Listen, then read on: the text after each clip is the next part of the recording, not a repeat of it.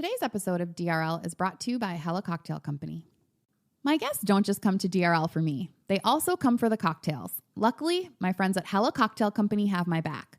These guys make amazing mixes, from Bloody Mary to Margarita to Moscow Mule. They also make cocktail bitters, my secret ingredient, and now yours too.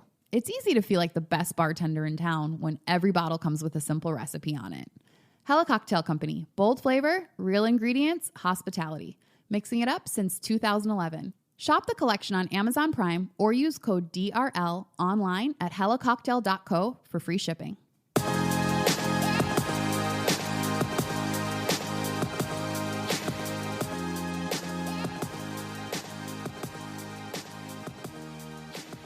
Hello, my lovely listeners. Welcome back to another episode of DRL, where we're talking everything dating, relationships, and love. I'm your host, Tennesha Wood.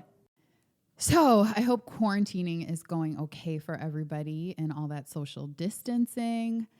I know that this week a lot of people are finding out that their spouses can't cook and probably finding out a lot of other random things about their significant others. So hopefully that's been going okay and nobody found out anything crazy or shocking about the people that they live with. So one of the questions that I keep getting over the last couple of days is, how do you online date?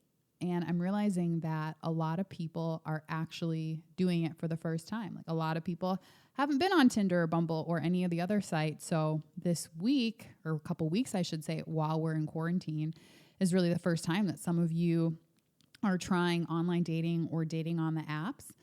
And so today I want to give some advice on the best way to do that. You know, my advice is usually to meet online and date offline, but we don't know how long this thing is going to last. So we are going to have to date online now too. So the reason that right now is a really great time to date online is because everyone's at home, and also the apps have seen a huge spike, particularly in cities like New York and San Francisco and Seattle, where people have been issued with the shelter in place notifications. So that's just a larger pool to choose from when everybody's at home and swiping on these apps. And I actually saw an article a few days ago that was saying that in New York City alone, Bumble had seen like a 23% spike in messages being sent, and then also like a 20+% increase in the amount of video calls that they have. So people are actually on the apps and engaging. So if you've been thinking about it, now is really the time. What I've been helping my clients with this week is really just navigating how to meet and date somebody that you might not meet in person for a while. And like I said, right now is the best time because those barriers that are usually in the way are removed, like work and just generally not having enough time. You know, most people are in the house and everything is closed. The bars are closed. The restaurants are closed. So right now we're really being given the gift of time and having people's full attention. So the first piece of advice that I would give if you're starting to date online for the first time, or if you've been doing it for a while and you haven't met people that you like or are interested in, I'd say be open. That's the first thing. If you're used to dating a certain type of person, try another type. One of my biggest pet peeves is when somebody says, well, oh, that's just not my type. Well, if you're single and you've been dating your type all this time, chances are you're dating the wrong type if none of those people have worked out. So there's nothing wrong with expanding, whether that be racially, a person's career, etc. Just try something new, because why not? We got time. Today, we got time. The second thing is to create a really good standout profile, right? So for me personally, the first thing I look at when people post a picture of anything is I'm looking to see what's in the background. Is your house messy in the background? Are there dishes in the sink? I'm always looking at everything in the photo. So have a photo where it's just you, preferably in really great lighting. Don't have pictures where there's 5 or 6 other people in the photo, and then people that are potentially going to swipe you have to look at other pictures to guess which one is you or investigate. Like, just have you in the photos, particularly in your profile photo. And then make sure that you're actually writing something. On a lot of these apps, you don't actually have to write anything. They just require you to post some photos. But you should write something about yourself. Like, who are you? What's important to you? And what are you looking for? And additionally, when you write something, then when people message you, they have something to talk about. Otherwise, you're just going to get messages like, hi, because what is there to say other than hi? Whereas if you write, I love skydiving, I've been 5 times, a person then can say, oh, me too. Or where did you go skydiving? They can have something to start a conversation with, which brings me to my other point. So when you're messaging somebody, don't just say hi.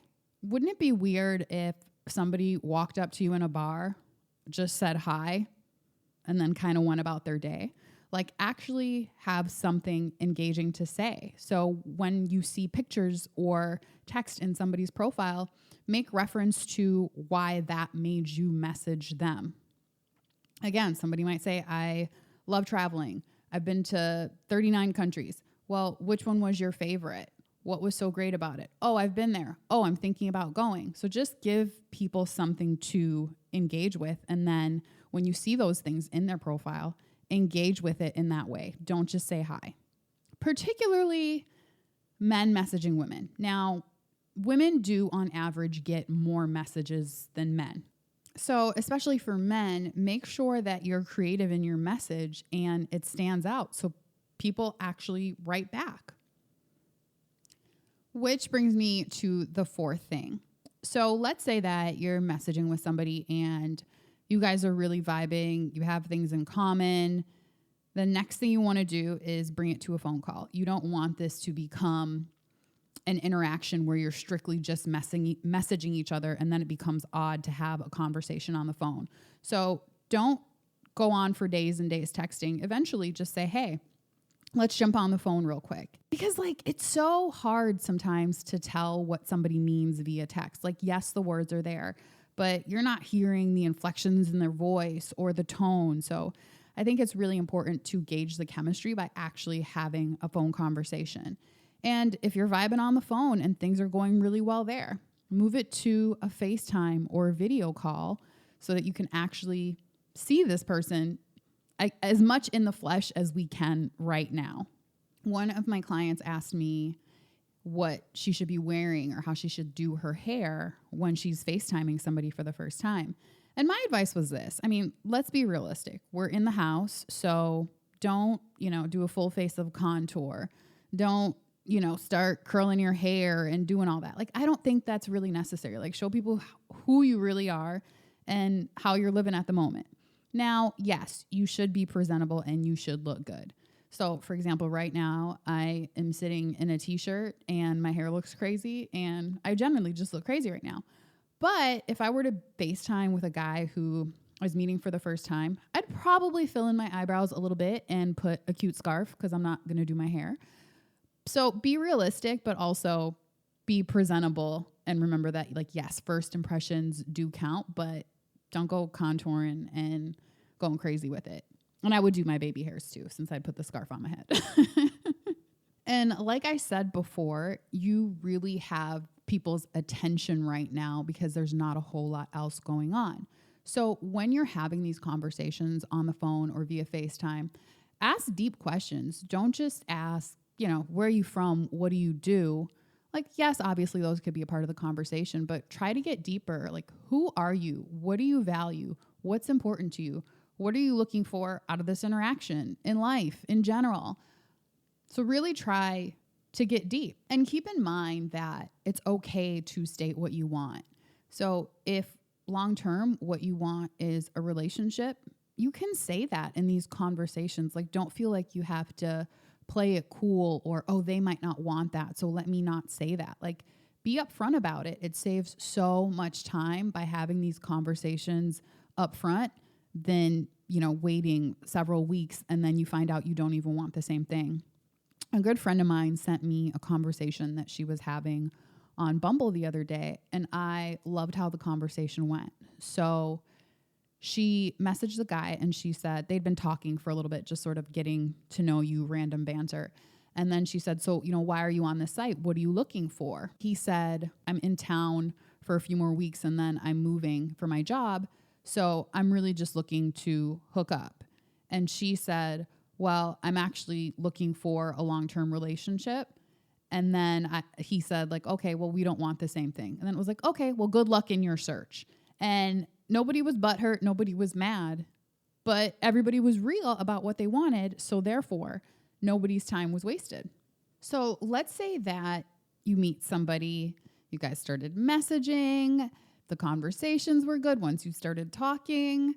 I think it's time to actually go out on a date. Now, what does a quarantine date look like when you're both in your house? Oh, before I even get to that, let me say this. Don't go to anybody's house that you don't know. So yes, everything is closed down, but don't meet somebody at their house. This is a perfect stranger. So just still be aware of your safety and be cautious of that. So until this quarantine is done, stay in your house. Anyway, you can go on a quarantine date. There's been a lot of creative things that are in place since the last couple weeks when this quarantine started. Like Netflix now, I think, has a feature where you can watch a movie as a group virtually. So it could be like a cute movie date. Another really cute thing I think would be making the same recipe and then comparing like on FaceTime, etc. But whatever you do, like have fun. Like this should be a really fun experience. Like dating shouldn't make you, just like overthink. If you find yourself doing that, like really ask yourself, like, why am I overthinking this? Is it this person? Is it me? Is it some insecurity that I have? So have fun with the whole process. Part of the reason that Chris and I are in a relationship is because in the beginning, we really got to know each other on a very, very deep level because we were apart. So I met him in December of 2016. And then shortly after that, I was traveling for a couple months. And throughout that time, actually, I'm going to have him come in and tell this story with me because I'd love to get his perspective on it as well about like that time period and us being apart. So y'all hold on one second. Babe, can you come here?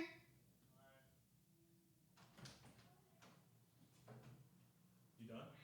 No, I'm still recording, but I wanted you to come on with me and tell the story of how we first met and how I was gone and we talked all the time. And that's why we got so close in the beginning. Sure.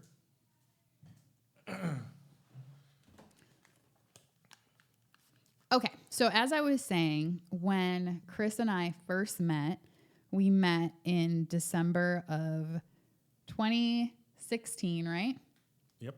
He had seen me on Tinder. We didn't actually match. You just messaged me on Instagram. Yeah, I super liked you, and then somehow I saw your Instagram. And then you said in the message, which I thought was very cocky, you said, I didn't want to wait 4 hours for my super like to come back. So here I am.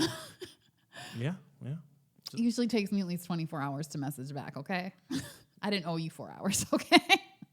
You didn't know. So anyway, what happened was he messaged me. There was some exchanges where he asked me out several times.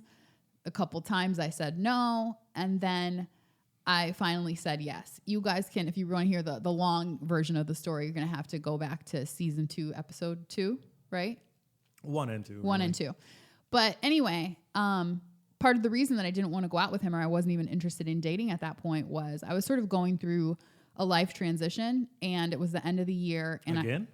I'm always, you know me, I'll move, I'll get up and go somewhere new and then I'm going through a life transition. I'm just messing with you. So anyway, I'd left my sales job a couple months before that and was just going through a career change, a lot of things changing. And whenever a lot of things are changing for me, I'm like, I need to go travel somewhere and be there by myself. And so I took a trip. It was about 2 months. And right before I left, we at that point went out to coffee once and then went to a movie once. Coffee that turned into drinks. That turned into drinks. And then we went to a movie. But I really wasn't interested in a movie that turned into dinner. Right. Yeah. Wait, okay, yeah, you're right. We did go to dinner. But I wasn't even really interested in dating at that point. Yeah, because you wore sweats. Yeah, I wore sweats to the second date. To the I movie. had on a jacket He had on a suit jacket. and jeans, but still. Yeah. Nice shoes. So I had on sweats. And so after that. In Manhattan. She came all the way from Queens to Manhattan. It was one stop. I don't care. There's a bridge or a tunnel. So anyway, after that, I was going to be traveling for like 2 months. And so right before I left, you were like, hey, let's keep in touch while you're gone. And to be honest, I was like, okay, cool. But I didn't know whether I was actually going to keep in touch with you or not. Like, you know how people say that, but it's like, okay, we'll see, whatever. And because my mind was just really focused on me and like the trip itself. And so you said, send me a list of everywhere that you're going, which I think was a little bit like, okay, whatever. So I did it. Was like taken. Yeah. I was like, is he going to like stalk me in Madrid? No. So I sent you the list. I was going to like 7 different places. I sent you the list and you were like, oh, okay, cool. Like, you know, I know some people and I'll connect you with them. And of course, you know, people say that all the time, just like when they say like, oh, let's keep in touch. Let's touch base. You know, I'll connect you with some folks. And so. Well, you're a salesperson. I actually mean the stuff that I say. Oh, burn, baby, burn. Disco Inferno. So. So then, you know, the first place I was in Sweden. And you messaged me like, how's it going so far? And you were like, send me a postcard. And so to be funny, I sent just a picture, but I put to and from like with an address. And it was like, my trip's great. And that's all I said. Then you went to Amsterdam. Yeah. And yeah, we were just texting mostly when you were in Amsterdam. Yeah. You know, a couple memes, a couple smooth lines. Yeah, it was pretty light at that point. And then I think when I got to after Amsterdam, I was in Paris, right? Right. Because Amsterdam, you were like out all the time. Yeah, like in Amsterdam, I had a good time. I'm going to tell you that. I had a good time in Amsterdam. And so after Amsterdam, I was in Paris. And I remember in Paris, I also had a really good time in Paris. But my last night in Paris, I like was hanging out with a friend of a friend. And then she was like, oh, like, let's go to this house party. We ended up going to like the most fun house party, met the most amazing people. We went karaokeing that night. Like she just really took me like all over the place. And I had to catch my flight though, like early that morning. And you were asleep. And I was asleep. And I remember we were talking the night before and you were like, we were texting, I think. And you were like, don't you have your flight in the morning? And I was like, yeah. And you were like, are you like ready? Are you like good? I'm like, yeah, I'm just going to go out for a little bit. And then that night, I remember you texted me and you're like, are you up for the airport yet? Because let's say I think the flight left at like 6 or 7 in the morning. And I had stayed out till like probably around 2:30, 3 o'clock. And then I was like, but I just need to sleep like a little bit. And then you were like, yeah, you got to get up. So I'm going to call you back in like 10 minutes. And you called me back and I don't think I answered the phone and you called me back again. You're like, are you packed? Like, you got to get ready for this flight. And you were just so sweet and like caring that I made my flight. Well, I made sure that you stayed on video so I could watch you pack. Yeah. Yeah. Because you know when you're like sleep and tired and you almost don't care? Like I was kind of acting like I had money like that, where it's like, it's fine, I'll miss a flight, knowing dang well that I'd have been pissed and mad. Right. You know me. You know I don't like to waste money on stuff like that. So then I got to the airport and everything. You were talking to me like the whole way. Like, did you call the taxi yet? Like, are you downstairs? Like, and I thought it was really sweet. And then after that, we kind of fell out of touch because I went to Morocco and I didn't have like any service. When I finally did, you know, you had sent me messages like, I just want to like check in and make sure you're okay. Like I hadn't heard from you and like, are you good? Like, is everything okay? And I thought it was super duper sweet. And I forgot to say this part, but before I went to Morocco, when I was in Paris, you actually like connected me with a couple people who I ended up hanging out with. And so I really didn't know you that well, but these people had like such great things to say about you that I was like, maybe he's a cool guy. But again, remember, I had closed my heart to dating. I was like, I just don't want to do this right now. From the first messages I ever sent you, I said, hey, I got strong references. Look at our mutual friends. He did say that in his initial message to me on Instagram. Like, he doesn't wait 4 hours for the super like. He was also like, we have a lot of mutual friends who will say great things, or I have great references. Look at our mutual friends. They're all high quality people. That's exactly what you said. I'm like, who says that, weirdo? Those facts. They were high quality, mutual friends that we had. Here's, I think, where things sort of took a turning point. So I was in Spain, and I remember this very distinctly. We were texting back and forth, and you text me a meme. And I remember, the exact meme. It was the Aladdin meme. Oh, chicks love the world? Yes. Do you remember, what did it say exactly? It said, I'll take you to see the world. Bitches love the world. And I was like, oh my God, that's so funny because I love the world. And I remember I was sitting in this park in Madrid, and I was dying laughing out loud, like completely by myself. And like people walked by looking at me like, oh, is she okay? But it was so funny to me. And I thought it was like, I don't know why, but that moment was when I was like, I kind of like this guy. I didn't really want to get here right now, but like, I really like him. So you're saying I texted and memed my way into your heart? You memed your way into my heart. Okay. And also, while I was in Madrid, you connected me with another friend that you have. Really good friend. Really good friend who lives in Madrid. And him and his wife like took me out for my birthday. And then afterwards they were like, yeah, we got kids. We got to go home. But here's our friends that don't have kids that will stay out all night. And then I hung out with their friends and stayed out till about 6 a.m. Luckily, I didn't have a flight. I had quite a few. I think I was in Spain for a whole week. But we were texting the whole time. But yeah, we were texting the whole time. After Paris, the flight thing, then we started videoing more. Yeah, so I think that's when I was like, okay, I like him. And I think I was sort of opening up to the idea of what this could be. And at that point, I still had like a whole nother month on my trip though. At least, yeah. So after Spain, I went to London. And I think this is when I was like, I like this guy. Let me see how many times I can say like. I like this guy. Well, the phone calls got longer. Yeah. The texting was, kind of more continuous, like kind of like including me on the trip a little bit. Well, it felt like you were on the trip with me. After Spain, I think during Spain, it started to feel like he's here with me. Because then I'd send random pictures like, wow, look at this statue. Like, look at this plate of food. Yeah, look at this plate of food. I ate a lot. I just went to eat. Let me just say that. I only traveled to eat. So when I was in London, we were talking on the phone one night, and then this conversation ended up lasting 9 hours. Yeah. Like literally, okay, hold on 1 second. I have to go pee, or hold on, let me grab a drink or something to eat. Let me cook food. And I felt really integrated in your world and you in mine at that moment. And I think what was great about our conversations is that they were really deep. Like it wasn't stuff like, so what do you do? Tell me more about that. It was nothing like superficial. It was all very like, who are you? Like, who are you really? Like, what do you want? Like, not just out of this interaction, but like, out of life. And like it felt like I really got to know you. It felt like I got to know you more in 2 months than people I'd been with like a year. You know what I'm saying? That's pretty fair. But sorry, you kicked me out. What does this have to do with the episode? Because we've already told these stories.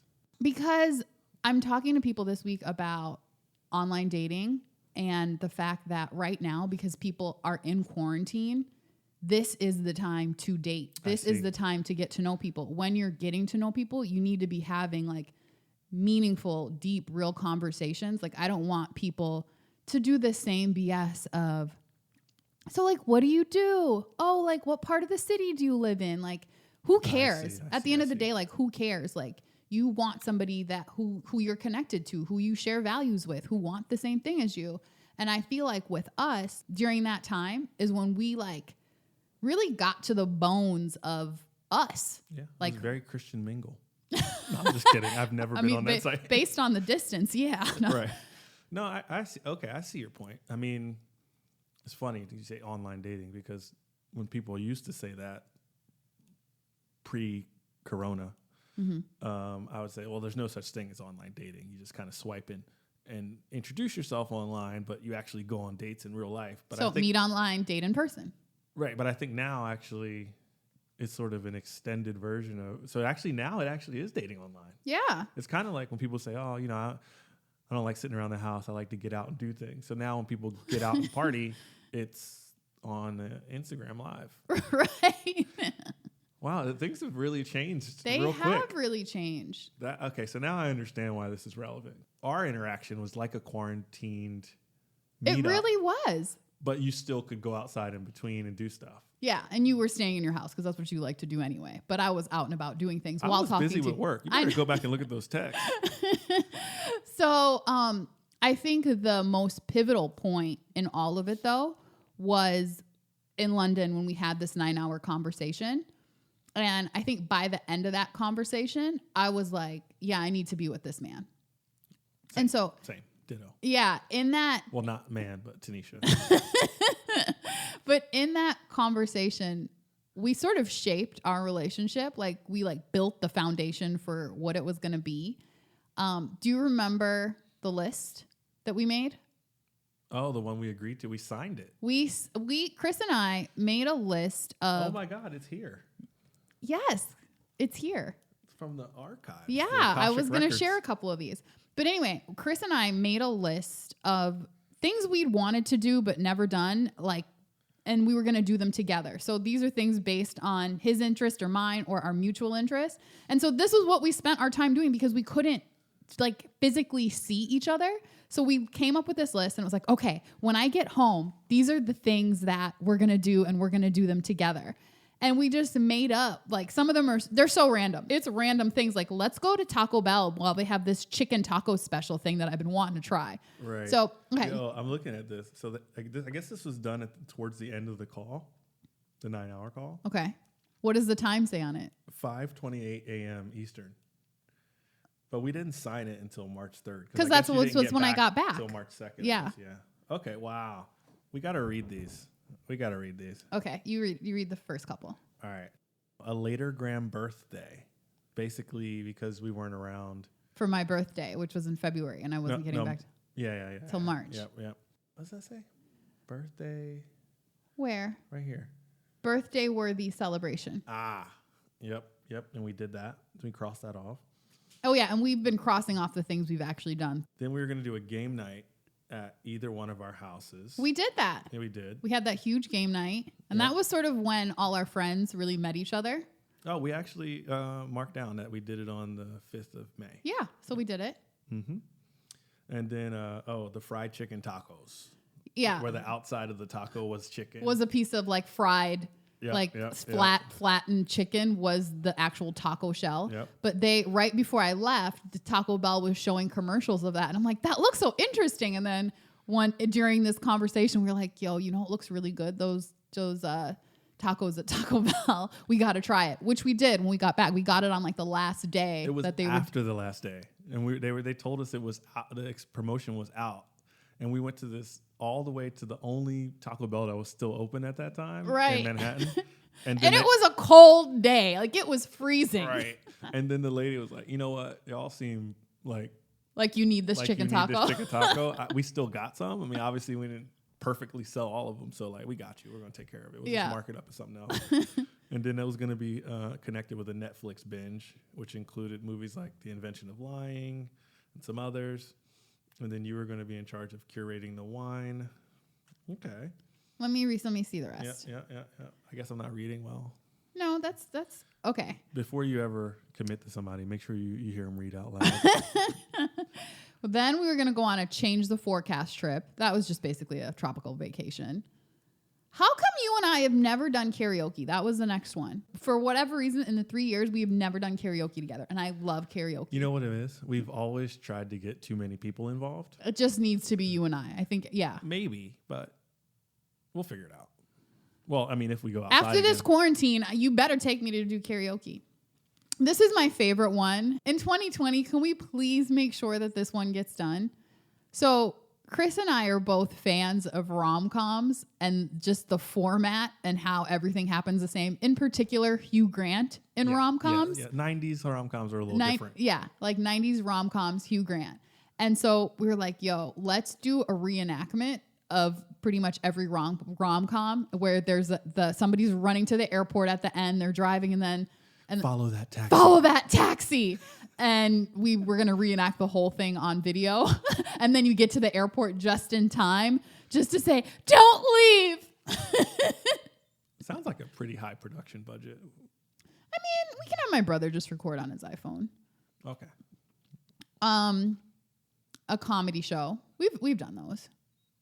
Did we mark it? No, we didn't mark it off, but we've done that. This is my including the time you forced me to perform. Yes, and I was gonna. Well, that's the next one. Oh. So one of the things that Chris had shared with me while I was traveling during one of our talks was that he had previously done like comedy, like he used to do it when he lived in DC, like just for fun. And I thought that was so cool. Like I love stand-up comedy, and so I was like, well, you got to do it again, and I want to see. And so one of the things on the list was Chris needing to do an open mic, and we actually did it when we went to visit my family in Minneapolis a couple years ago. And I still have it on video. And every time somebody brings up comedy, I'm like, oh, this is the time Chris did an open mic on the spot with little preparation, but you killed it. Thank you. You were like really funny. I was nervous. I know. I mean, who wouldn't have been? 15 years, you know. And then because the last thing that we had on the list was Tennesha to organize Chris's whole apartment, because I really can't spend long periods of time anywhere if it's just not organized. And Chris had shared with me, he's like, yeah, I'm not the most organized person. So I was like, all right. That was actually one of the first things I did, because then shortly after I got back, we moved in together. So occasionally with this list, we've added random things on here and like rules for our relationship and like tenets that our relationship sort of lives by. And one of them was, this relationship comes before anyone as an individual. And then we signed it. That was May 18th. Oh, these are the amendments? These are the amendments to the original Constitution. See, that's up there in the corner. Yep. And then there's some more down there. Yep. We will not run away from our problems, but instead solve them together. That was from September. We resolved to work on the following. We will say yes when we mean yes and no when we mean no.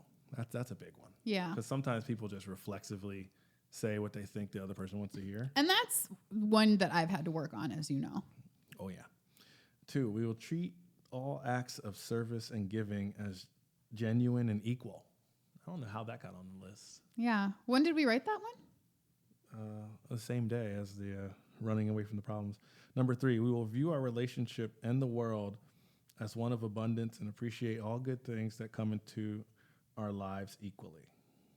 Appreciate them equally. Okay, got it. Yeah. Reading out loud, tough one. Also the same day. Okay, so all these amendments were in September. That was like the 6th month. If I had to guess when we wrote those amendments, I think that was maybe after like our first kind of big maybe fight.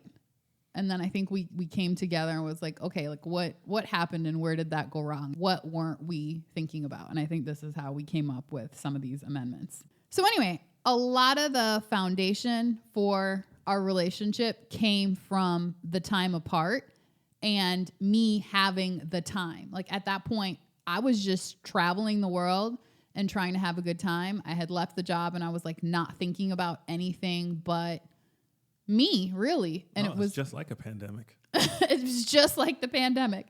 And I was only thinking about like me and what was happening in my world. And I was sort of like unconcerned about a lot of other things, which freed up my mind to actually see you. You know, I think if I were to have been in New York during that time, I don't think things would have turned out the way that they did. I think I would have been too consumed with everything else going on that you might have been saying or doing all the same things, but I wouldn't have been paying attention to it, you know? Yeah. So maybe this quarantine will kind of allow better things to spring up for people. Like more communication and like deeper levels of it. And things that you would take a while to figure out. Exactly. You might be able to figure out. Yeah, I've always subscribed to any kind of replication of our early days. Yeah. Which is kind of like the same thing. It was a quarantine. We bonded over a lot of like forced TV watching. I think I forced you to watch the whole True Blood, like rapidly. Like, wake up.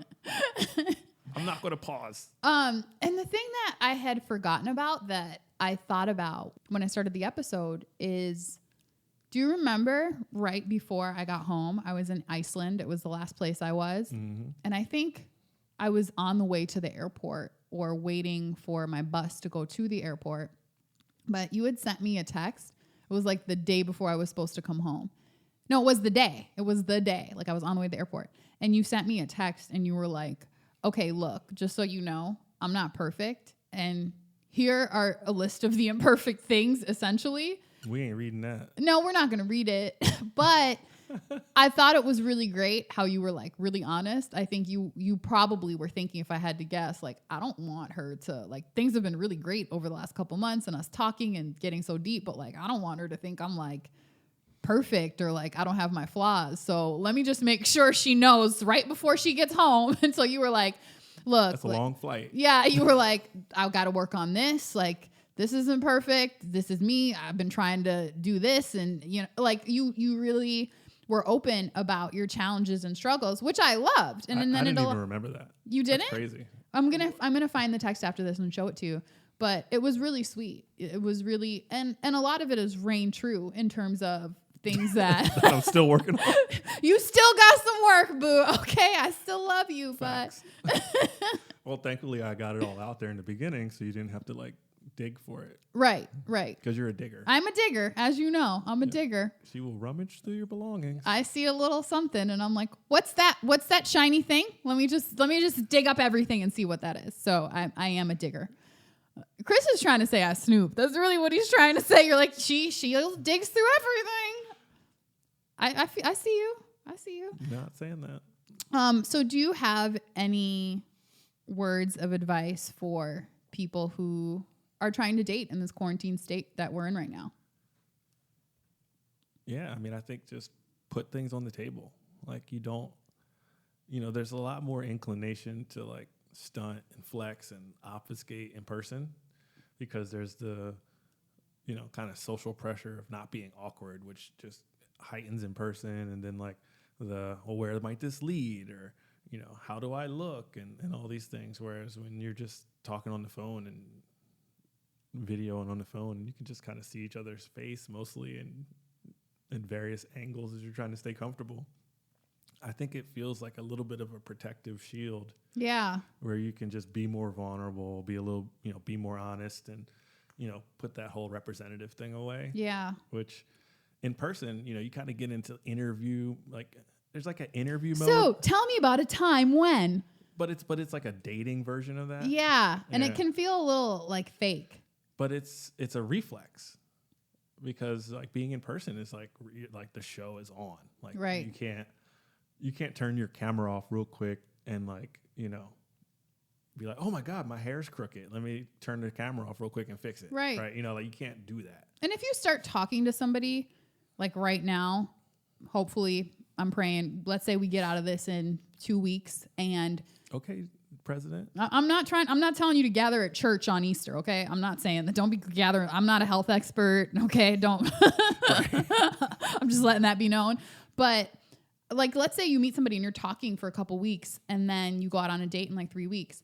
I think it kind of softens everything. Like you already know certain things about this person and like they already know like real sides of you. So you're not going to feel that need once you actually meet in person to bring this representative if you've already like shared deep things. Right. And you might have already stumbled around stuff, right? You might have come up to an edge where you're like, oh, okay, that's something that they don't like. Or right. This is something that for whatever reason in their experiences, rubs them the wrong way, or this is like a particularly troubling area to discuss. And so you don't have any of those learnings necessarily to do. Like it's still new, but you have enough information to where you don't need to trip up on stuff and it doesn't need to make you nervous. Just like the whole like in-person kind of representative interview mode thing. I feel like when people are texting in the beginning, when it's just sort of like on the side of their normal life, there's a texting version of that too. There's people who think they're like text game masters. Like, I don't know. I've read about this where they're like, oh, my text game is strong and I this and I that. And it's like, well, what does that even mean? You can write words well? Like, what does that mean? Your text game is strong. It's so hard to determine who somebody is over text. You're not hearing the tone of their voice. Like, it's almost impossible. I think they're just able to manipulate people. They have that down. And so it doesn't even get to be real because it's like, this is this compartment that I keep these things in. And then there's the rest of my life versus now. And like the situation we had, this way of communicating and this potential for depth and honesty is integrated with my life. Right. Because it's not going to be, 30 minutes, 45 minutes, or an hour, and then, we set up a time to meet where you just need to like perfect that style for that period of time. It's like, no, we're kind of living through this for a while. Right. And especially right now, like everything is so uncertain. So like be yourself. Like people are dying. Like don't bring a representative. Don't be fake. Like just, this is who I am. This is what I want. Who are you and what do you want? You got to be ready for those moments and, be authentic. Yeah. I think my last piece of advice would be to be yourself, number one, and have fun. I think dating should be a fun thing. I think meeting new people should be a fun thing. So if you find yourself nervous, take a deep breath and remember, like, this is supposed to be a fun experience. Are you going to end up marrying everybody you have interactions with online or a conversation with or you connect with? No. So have fun with the process, but don't go into it with the mentality of this needs to be it. Like, don't put pressure on the situation. Another point I wanted to say that I think was a big part of our, initial courtship was that I didn't have an idea of, I want this man to be my boyfriend. And so I was so honest. I wasn't trying to mold it into anything in particular. I was just like, I like this person. I like talking to this person and it is what it is. And so if you didn't like me or didn't like something I said, I didn't take that highly personally. I was just like, well, that's me. And you were the same way. It's like when you lose your keys. As soon as you stop looking for them, you find them. Exactly. You write that in a Hallmark card. I like it. Oh, wow. While you're here, do you want to do a listener question with me? I can't say no. I don't know why you even asked that. Chris is going to do a listener question with me. Wait, no, hold on. I have to go because, oh wait, never mind. Where are you going? To the bathroom or the living room? Okay, so this question is from Amara. Hi, Tennesha. I'm Amara, longtime listener, first-time caller. I like that. I love that. My boyfriend and I are in a new relationship. We dated for about 2 months before making things exclusive. Since we became exclusive, he's been hinting at the fact that my ex is, quote, all over my Facebook profile and page and wants me to delete his photos. I was with my ex for 7 years, so obviously he appeared on my Facebook a lot. I was also very close to his family, most of whom I'm still in contact with via Facebook. I don't have feelings for my ex and I don't want him back, but I also don't feel like I should have to delete my entire history with him. Do you think I should delete it? You go first. I don't think she should delete it, but I also think she should be aware of her interactions with his family and how that might make her current boyfriend feel. And she should talk to him about why he's bothered. Like, what is it? Do you feel like I want to get back with him? Do you feel like there's still something there? Are my interactions with his family making you uncomfortable? If so, why? So I think what she really needs to do is get to the why and what's causing this. It's not just, I'm just bothered by seeing that he was on your Facebook. Like, no, there's something behind that. What's making you uncomfortable about it? So no, I don't think that she should have to go and delete her entire history. But if it's a situation where, you're sitting with him and you're looking at your phone and you're like, that's so funny. And he's like, what's so funny? You're like, my ex's sister just said that, blah, blah, blah, blah. Or my ex's mom just said that. Like, if that's like a part of the daily life or situation, that would make me uncomfortable too. Like, why are you that embedded that every day these people are a part of your life? And also the thing too, for me, is that if a door is blocked, nobody else can walk through it. So by you having that much interaction with your ex's family, does that leave room for you to interact with your current boyfriend's family? Like, are you giving that time to them, or are you so consumed by your ex's family that you're like, let me worry about what his sister's doing, not yours? And I think that's when it becomes a problem, because if there's something blocking any door, nobody else can get through it. Right. Because there's a piece of information we don't have. What? Which is, on one extreme, is it all consuming? On the other extreme, is it, oh, wow, did you see, the coronavirus task force update today? It was wild. Did you hear this thing? It's like, you sending a message or forwarding a meme, or, I hope you're safe, or, just kind of normal Facebook interactions. I could imagine that being fine. But again, to your point, spot on. I think if it's over the top, then it's almost like, well, wait, hold on a second. Are you really blocking the other thing? To me, social media is a thing where people who you haven't seen in a while, or people who don't have time to keep up with your life, can sort of check in and come up to speed pretty quick. However much of that you'd like to share with people. And some people sort of share things. And if you've gone places and you enjoyed that moment and you want to show the picture of you there, and you just happen to be there with someone who you're in a relationship with, especially a 7-year relationship, it's really tough to say, oh, I can't put my pictures from Croatia up because he was there. I got to take my Mexico pictures down because he was there. Now, let me ask you this. It's one thing if we were in Croatia together and here's a picture of me on a yacht in Croatia. You just happen to take the picture. But what if it's a picture of you and I? You're my ex. We're on a boat and I'm kissing you. Should I take all those down? I say no. And here's why I say no. One, you met me right now, and all of the things that happened in my life are what made me who I am right now. And I'm not going to erase those because of what I would only surmise to be an ego-driven decision. Right. There's no this is like a merely verbal disagreement, right? There's no actual real disagreement, in my opinion. I mean, and I'd love to hear more if there's more that I'm missing, because we don't know everything. But my response would be, well, let's take a selfie right now. Let's post one, and we're gonna go do something another time. We're gonna post another one, and we're gonna do something another time. We're gonna post another one, and if you don't act up, then I won't be ever having to have to tell somebody I ain't gonna take your pictures down.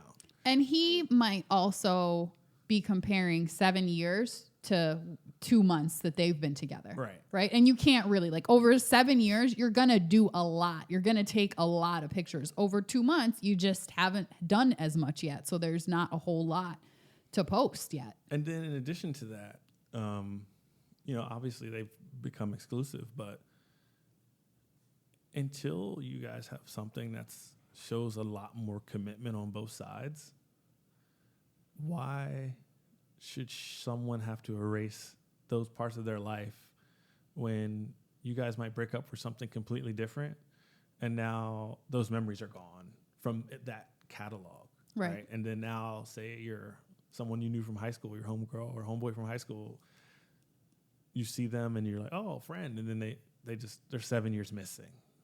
This just doesn't make sense. Yeah. I'm with you. I mean, I think things that happened. I can't unmake him my boyfriend of 7 years. It happened. So whether there's a picture of it to document it or not, it happened.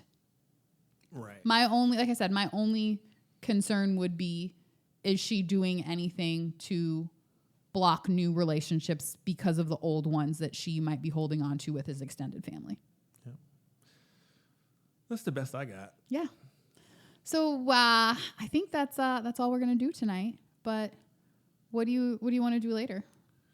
I don't know. You want to meet me in the East Wing? I forget. Is that the living room or bedroom? Which way's east? Exactly. It's west. I'm going to take you to dinner in the kitchen. Okay. And then I'm going to meet you in the East Wing to watch a show. We don't know what that is yet, but. Okay. This Wu-Tang thing's pretty fire. Oh, is that what you're watching? The Showtime one, yeah. Oh, okay. All right. I want to wish you guys happy dating out there. If you need any help or advice along the way, particularly if you are new to online dating, don't forget I do help people in this very manner, and I do dating coaching. So please reach out to me. And also right now, I have a course that's on Buzzer. So that's swipedright.buzzer.life. So please check that out as well if you find yourself needing some help in these areas. And keep me posted. Like, I want to know how these journeys are going during the pandemic and beyond, because we will be beyond this. I have hope.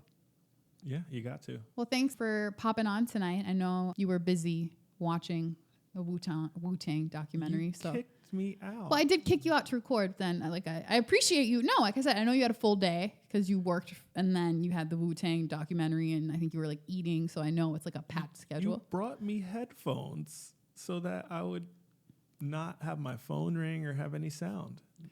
Yeah, and what I'm saying is I appreciate you leaving the things that I put you to do to come back and be on the podcast. Nah, I don't mind doing it. I love being on the podcast. I know you do. I'll leave the mics up if you have anything you want to say later. I mean, the way the economy is going, it might be my whole everything I got. You never know. Oh, and thank you guys so much for listening tonight. And you can reach me at Tennesha Wood on Instagram, Facebook, and Twitter. So until next time, wish me love. Hello again, my lovely listeners. Thank you so much for tuning in to today's episode of DRL. If you like the show, be sure to go on iTunes and leave a rating and also write a review. And don't forget to share with your friends and tell them all about DRL. Thank you so much for supporting.